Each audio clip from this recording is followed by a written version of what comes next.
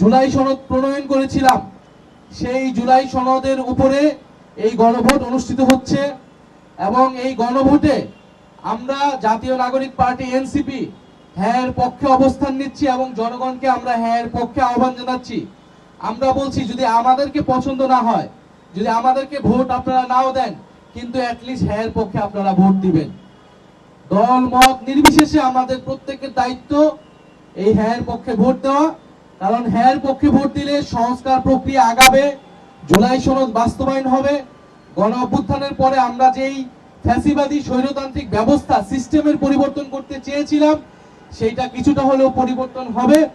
আর যদি না জয়যুক্ত হয় তাহলে আসলে আগের ব্যবস্থাতেই থেকে যাবে এবং কোনো ধরনের পরিবর্তনই হবে না এবং গণ অভ্যুত্থান আসলে সম্পূর্ণভাবে ব্যর্থ হবে। শুধুমাত্র সরকার পরিবর্তন হবে। একটা সরকার গিয়েছে, একটা দল গিয়েছে, হয়তো ভোটের মাধ্যমে আরেকটা দল আসবে, কিন্তু আগের সিস্টেমে আগের পদ্ধতিতেই কিন্তু তারা দেশ চালাবে। ফলে সবচেয়ে ভালো মানুষটাকে যদি সরকারে বসানো হয় তাহলেও সেই দেশের কোনো পরিবর্তন করতে পারবে না। এই জন্য আমরা বলছি আপনারা হ্যাঁ পক্ষে, সংস্কারের পক্ষে ভোট দিবেন এবং দল মত নির্বিশেষে আমরা সংস্কারের পক্ষে হ্যাঁ পক্ষে ক্যাম্পেইন করব। সেইটার জন্যই আজকের এই উদ্যোগটা। আমরা এরকম আরো অনেক উদ্যোগ এই পুরো ইলেকশনের আগ মুহূর্ত পর্যন্ত নিব। ইলেকশনের দিন পর্যন্ত আমরা হ্যাঁ এর পক্ষে এবং 11 দলীয় জোটের পক্ষে আমরা ক্যাম্পেইন চালাবো। এখন বন্ধুগণ, আমাদের এই হ্যাঁ এর পক্ষে কথা বলা বা ভোট দেওয়ার জন্য প্রচারণা করার দায়িত্বটা আমাদের সকলেরই ছিল, সকল রাজনৈতিক দলেরই ছিল। কিন্তু আমরা দেখতে পাচ্ছি কোন বিশেষ রাজনৈতিক দল তারা ন্যায়ের পক্ষে কথা বলা শুরু করছে।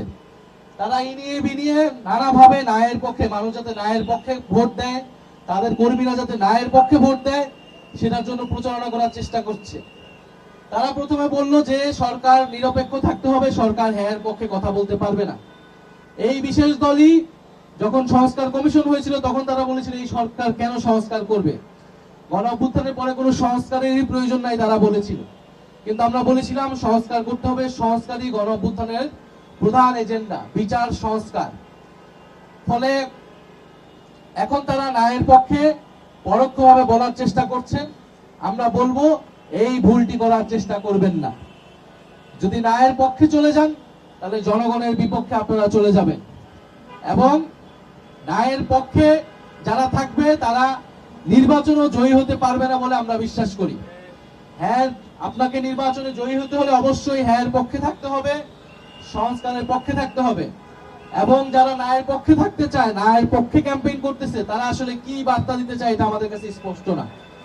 আমরা বলেছিলাম দেশে কথা বলার অধিকার লাগবে, জবাবদিহিতামূলক একটা ব্যবস্থা লাগবে, গণতন্ত্র প্রতিষ্ঠা করা লাগবে এবং আমাদের অর্থনীতিকে সচল করা লাগবে।